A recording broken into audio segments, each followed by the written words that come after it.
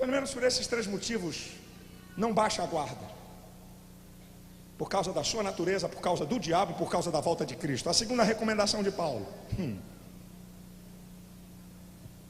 estai firmes na fé. Fique firme na fé de Jesus.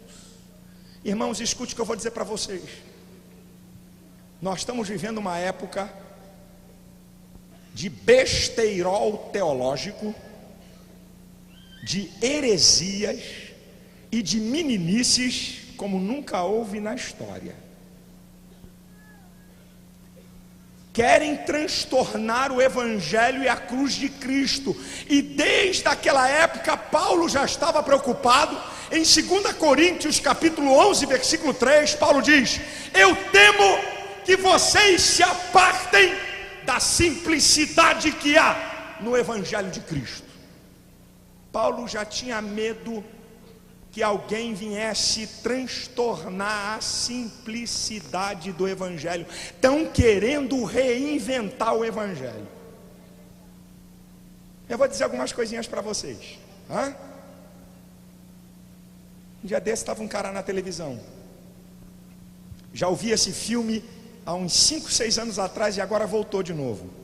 É um cara na televisão: irmãos, a vida de Cristo aqui na terra não vale nada. Você não tem que imitar Cristo em nada aqui na terra. Você só deve considerar da ressurreição para frente. Falei, como é que é? Não, a vida terrena de Cristo não vale nada. Eu disse, bem, Colossenses 2,9 diz que nele habita corporalmente toda a plenitude da divindade. Dizer que a vida dele não vale nada, então tem que tirar alguns textos da Bíblia. 1 João 2,6: aquele que diz estar nele deve andar como ele andou. Como ele andou aonde? No céu, por algum acaso? Como ele andou aqui na terra. Esse termo andar significa trajetória de vida. Aquele que diz que é um cristão deve ter a trajetória de vida, a mesma trajetória de vida que ele teve aqui na terra. E quando Paulo diz em 1 Coríntios 11:1: sede meus imitadores como eu sou de Cristo. Paulo imitava a vida de onde? De Cristo. Antes da fundação do mundo, a vida terrena. E quando o próprio Jesus diz em Mateus capítulo 7, a partir do versículo 24: todo aquele que escuta as minhas palavras e as pratica, compará-lo-ei ao homem prudente que edificou a sua casa sobre a rocha.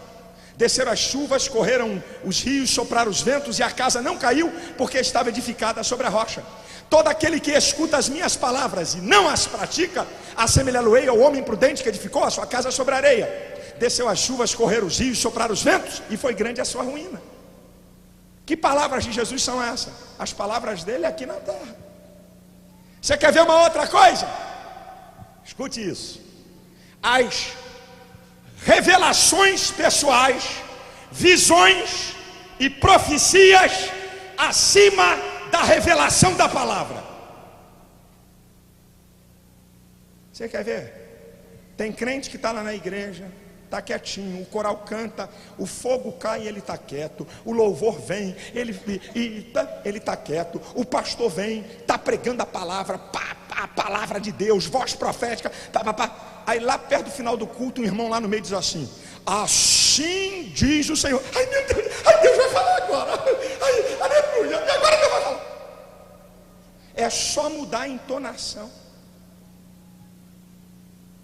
Assim diz o Senhor. Ai, meu Deus, aleluia, fala, Senhor, fala que teu servo ouve. O pastor está pregando há 1 hora, fazendo papel de palhaço, sabe? Gente que precisa de elementos transcendentais. E alguém que diz: você de camisa meia abacate,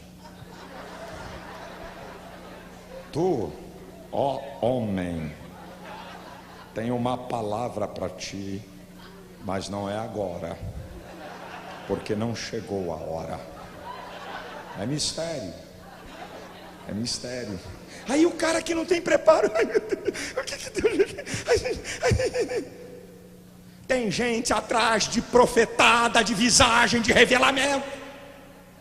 Tem gente que pensa que a visão, que a revelação e a profecia é maior do que a palavra. Escute o que eu vou dizer para você. as visões, as revelações, as profecias, elas obedecem princípios. Elas podem ser pessoais ou para grupos, locais, temporais. Só existe uma revelação universal: a palavra de Deus. E nenhuma revelação dessa é maior do que a palavra. Se alguém está falando com você em nome de Deus, o que é que está falando? O que gente está falando em nome de Deus quando Deus não falou nada, não está no gibi. O que tem de gente dizendo que está vendo quando não está vendo, pô, troca nenhuma, e eu vou usar. No nosso meio tem esquizofrênicos. A esquizofrenia é uma doença, que a pessoa cria um mundo fora do mundo da realidade. Vocês viram aí um filme famoso, Uma Mente Brilhante, história verídica, do Prêmio Nobel de Economia de 1994. Ele era esquizofrênico, cria um mundo irreal, e tem muita gente dizendo que está vendo quando não está vendo. E se você não tiver base na Bíblia, tu dança. Irmã, este que está contigo ainda não é o teu. Engraçado que Deus fala tudo da minha vida para os outros, só não fala comigo.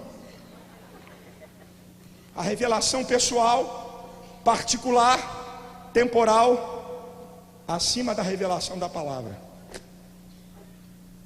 Aí tem um monte de gente perturbada, tem um monte de gente transtornada, tem um monte de gente que tem que ficar ligando para profeta para saber o que vai fazer da vida, para saber se troca de emprego, se troca de carro, se troca de cidade.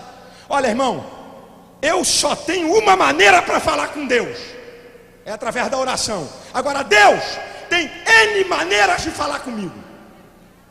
Eu não estou menosprezando os dons espirituais, porque eu sou pentecostal. Eu creio em visões, eu creio em revelações, eu creio em profecia, mas isso não é a prioridade. A prioridade é a palavra de Deus.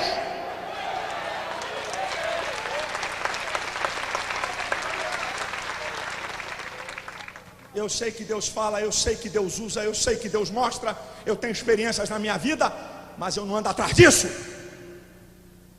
Estão fazendo uma inversão de valores.